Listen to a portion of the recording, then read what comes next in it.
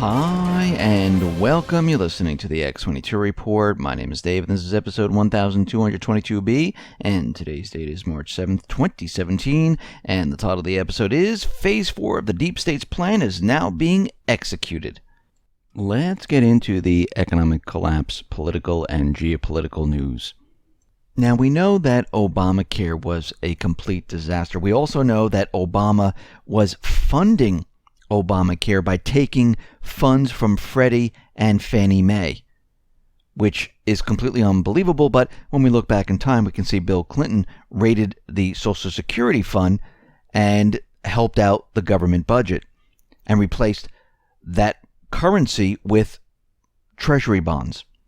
So we can see the government, well, they do what they need to do to keep their programs alive. Now, is this a benefit to the people? Absolutely not. But we can see House Republicans, they released their plan to replace Obamacare. Now, the question is it any better? I'm looking at it. I see some positive things, but it does not look like it is a true benefit to the people once again. Now, what they removed from Obamacare is all Obamacare taxes, all Obamacare subsidies, including its premium tax credit, individual employer mandate penalties, Cadillac tax, no longer will limit the tax break for employer-sponsored healthcare coverage. And what has been added? Well, pre-existing condition coverage, continuous coverage, 30% penalty if people don't keep themselves insured, special fund to help states set up high-risk pools, fix their insurance markets, or help low-income patients. Enrollment in expanded Medicaid will be frozen. Current enrollees can stay until 2020 and keep getting extra federal funds until they leave the program on their own. And there's a lot more. And we can see they're still finalizing everything, but again, I don't see that it is a lot better than Obamacare. It's a little bit better, but we can see at this point, when all's said and done, I don't know how it's going to be a benefit to the people. I already see this penalty in there. And again, if something is so great, if something is so wonderful, if it's a benefit to the people, there's no reason to have penalties. And the only reason you put penalties in there is because people don't like it or they can't afford it. Look what happened to Obamacare. And we'll just have to wait to see what happens with this.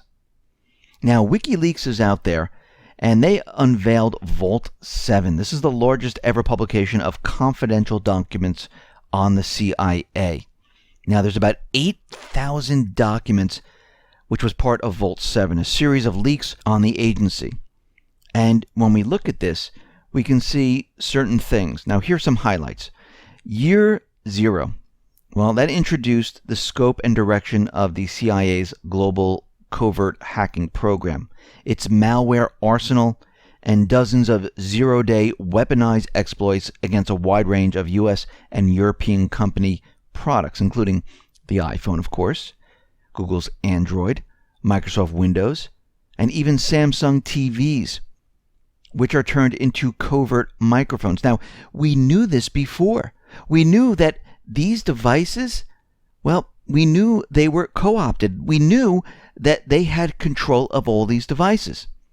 Now, of course, when we come out with this information, the corporate media tells you that it's completely fake. No, the CIA would never do that. The NSA would never do that. They're not spying on the people. And we come to know that, yes, they do spy on the people. So the CIA had created, in effect, its own NSA with even less accountability and without publicly answering the question as to whether such a massive budgetary spend on duplicating the capacities of a rival agency could be justified. So when we look at all this information right here, and then we had Obama, the corporate media, saying that Russia was cyber attacking the DNC, Russia was cyber attacking the election system, that the Trump organization was speaking to Russia. At this point, we can see this is all fake, phony, and false. Because when we really look at this, we can see something very interesting. That out of all the reports, whenever there was any type of cyber attack, it was always the same enemies, the same group of countries. And if we look at some of the headlines, Russian hackers blackmail U.S. liberal groups after stealing emails and documents. U.S. officially accuses Russia of hacking DNC. Iran hacked an American casino. Iran suspected for the attack on Saudi Arabia. North Korea hacked South's military cyber command. North Korea hacks Sony. So when we look at this, we say, well, wait a minute. Was it really these countries doing it? Then we come to the part in the documentation, something called Umbrage Group. Now, the CIA's Remote Devices Branch, which is called Umbrage Group, collects and maintains a substantial library of attack techniques stolen from malware products produced in other states, including the Russian Federation. With Umbrage and related projects, the CIA can not only increase its total number of attack types, but also misdirect attribution by leaving behind fingerprints of the groups that attack techniques were stolen from. Umbrage components cover keyloggers, password collection, webcam capture, data destruction, persistence, privilege, escalation, stealth, antivirus, avoidance, and survey techniques. Now, the CIA, as well as other services, have whole databases of such stolen tools. They may combine them in a way that looks like it's coming from another country. They'll compile the source code at a local office time in Beijing, or they might forget to remove a Chinese name in the code or a Russian name in the code, because what they're doing is they're leaving breadcrumbs. They want people to find this. And we can see from what is being shown to us right now is that most likely from all this evidence, Russia, North Korea, Iran, China, well, most likely they didn't do the hacking. It was the CIA to set these countries up. And if you notice, it's always the same countries. Why didn't they say the UK was cyber attacking? Why didn't they say France was cyber attacking? Well, people say, well, no. They're part of NATO. They're friends of the United States. But the CIA hacked into Angela Merkel's phone. The CIA hacked into France, hacked into the UK. How interesting, because what they were doing is they were setting up these countries. They wanted everyone to see that these are going to be our enemies for the upcoming war. That was the whole purpose. And like I said in many, many reports, to find out who it was who cyber attacked, you can't do it in a day or two. It's very difficult to track down, especially a state actor, because they bounce it off server after server after server, and it's very difficult to track down unless you leave breadcrumbs, fingerprints, like the CIA can do. So here we have it once again, that the CIA was behind these false flags. Now we know that Valeria Jarrett, well, she's been working with Obama. We know that Valeria Jarrett moved into Obama's house to help create this agenda to fight Trump. And this is what Obama is doing right now. He was all set to move to Hawaii. He purchased his home there. He thought Hillary Clinton was going to win. But as soon as she lost, well, those plans changed. He bought a house in Washington and stayed in D.C. And we can see right now that things are escalating in Obama's world, because the rumor mill right now alleges that Valeria Jarrett, she was directing what was going on with the wiretapping, not the Justice Department, as being claimed. Now, the Obama officials, they're not denying the covert operation, but are trying to paint it as a legitimate investigation of Trump launched by Lynch at the Justice Department to give deniability to Obama. Jarrett was a senior advisor to Obama between 2009 up until January 20th of 2017. And we can see right now that there is information that Schumer and Hillary knew what was going on because Jarrett informed them in the White House. And it is clear there was a June 2016 FISA request by the Obama administration to monitor the communications involving Donald Trump. So this is very interesting. Now, we know the wiretap was going on because the New York Times right now, well, they published an article back in January 20th of 2017, which said they wiretapped data used in inquiry of Trump's aides. And then they put out the latest newspaper on March 4th saying Trump offering no evidence, says Obama tapped his phones. But they just contradicted themselves because they shown that, yes, wiretapping was going on and the White House ordered it. Now, Trump is going to give evidence proving Obama obtained permission to wiretap.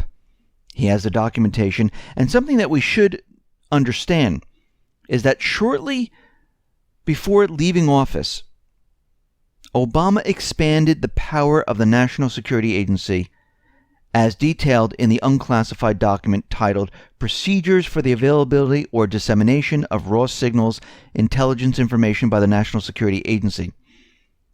As detailed in that document, limitations were changed on what the NSA could do with the information they collected through their surveillance operations. These changes effectively relaxed the restrictions on the dissemination of information collected on private citizens by broadening the access to such information. It is also notable that on January 3, 2017, U.S. Attorney General Loretta Lynch signed off on the rule changes for phone taps to make it look like this is legal in what they are doing. Now, we could see right now that the corporate media, we can see that the deep state, they are very nervous about what is happening right now because what is going on is that Trump is publicly outing them, showing that they're spying. Now with this Vault 7 showing that the CIA is behind a lot of this stuff, well, the entire thing's falling apart. Now, CNN over the weekend released a spy cam footage showing a meeting taking place in the White House. Now, this was a telephoto lens capturing what is going on in the Oval Office. And if you want to see that video, you can come to the x22report.com site and you can see the video there. Or if you're on YouTube, you'll see it on YouTube. But what it shows is that they can get a close-up picture. Now, basically, CNN is spying on a meeting in the White House. And where is the Secret Service? Because if they can do this, well, somebody else can take a shot. And the Secret Service, nowhere to be found. And nobody has a problem with a news agency spying on a private meeting. Did they do this when Obama was in office? Do you see any footage of them spying on Obama? No. You didn't see that at all. It just didn't exist. Now, out in North Korea, we see that things are heating up. Now, this is part of the deep state's plan. This is phase 4 that they're in. Remember, they had the Russian cyber attack before the election, the hacking of the DNC, the Electoral College. They tried everything. We're at phase 4 here. And what they've done is they assassinated Kim Jong-un's half-brother. They're trying to show that North Korea has chemical weapons. Right now, North Korea, well, they removed the ambassador. Malaysia decided to remove North Korea's ambassador. And it's like a tit-for-tat thing going on here, but this is what the United States government, deep state, this is what they want. They want this to happen. The United States is bringing in the THAAD missile system. It's being delivered. So we can see what's happening here. Now, there's also a report that North Korea launched their missiles. I think it was like 4 of them or so. And the report is saying that North Korea was aiming for U.S. bases in Japan, and it fell short. Now, let's just think about this for a second. We know that Obama has been cyber attacking North Korea, and their missile systems, they haven't been working. They veer off course, they splash into the ocean, many problems. We know that the CIA most likely assassinated Kim Jong-un's brother. We went through the VX nerve gas agent, and the story just doesn't fit. North Korea is saying that his half-brother died from a heart attack, and we know the CIA has the ability to create heart attacks. And now we see Malaysia and North Korea, well, they just kind of outed their ambassadors from each other's countries. And now we have the report that North Korea was practicing hitting U.S. bases in Japan. So a country that is trying to develop, let's go with the story, a nuclear weapon, trying to create ballistic missiles, which have been failing because they've been cyber attacked, they're going to start a war by trying to hit a U.S. base in Japan. What did they think they were going to get out of this? Because you know the next thing that happens is the U.S., NATO, well, they attack North Korea. And if North Korea used a nuclear weapon, like they're trying to convince us of, North Korea would be completely wiped off the map. Does that make any sense whatsoever? No, it doesn't. Think about what happened right before the assassination. We talked about this. Trump's team was going to meet with the government of North Korea to talk about nuclear weapons. They wanted to have a political dialogue. Actually, North Korea tried to have a political dialogue with Obama and his administration. They said absolutely not. So, who is really trying to start a war here? It's the deep state. That's what they're doing. And they're having drills and provoking North Korea. Now, North Korea is out there saying, listen, if you keep this up, you're going to escalate this into a major war. Yes, this is what they want. Remember, it doesn't take one poke to get a country to do something. It takes multiple pokes. Poke, poke, poke, poke, poke. And you keep doing it until eventually the country lashes out. And we can see that the United States, the deep state, they're continually doing this. Now, Russia and China, they object to the THAAD missile system going into North Korea. They're saying that we're going to withdraw from the START program, and that is the Strategic Arms Reduction Treaty. And they're saying because of you putting the THAAD, which is the Terminal High Altitude Area Defense System, into North Korea, well, this violates the Strategic Arms Reduction Treaty. So we can already see that the deep state, they want countries to react to all of this. This is not to help the situation. This is not to try to have political dialogue. This is to try to provoke a war. So right now, we see that this whole entire scenario has entered a new stage. Trump, Japan's Prime Minister Abe, well, they're together on this. They know that they can push Trump's buttons. They know that North Korea, Iran, those are the hot buttons. And of course, where's he getting his information from? He needs to step back a little bit. Take a look at what's going on here. Now, we know the United States government central bankers, they've been pushing sanctions on Russia, and it looks like that the sanctions have not worked whatsoever. And Russia is out there saying that the energy sector in Russia does not need the West anymore. They're independent. The sanctions did not hurt them. And we can see at this point that their whole purpose of the sanctions were to try to make Russia join in on the private Western Central Bank scheme. Tried to join into the deep state scheme, but it did not work. We see that NATO has launched Joint Viking 2017 exercises, or 8,000 NATO soldiers have been deployed to the Finnmark region of northern Norway.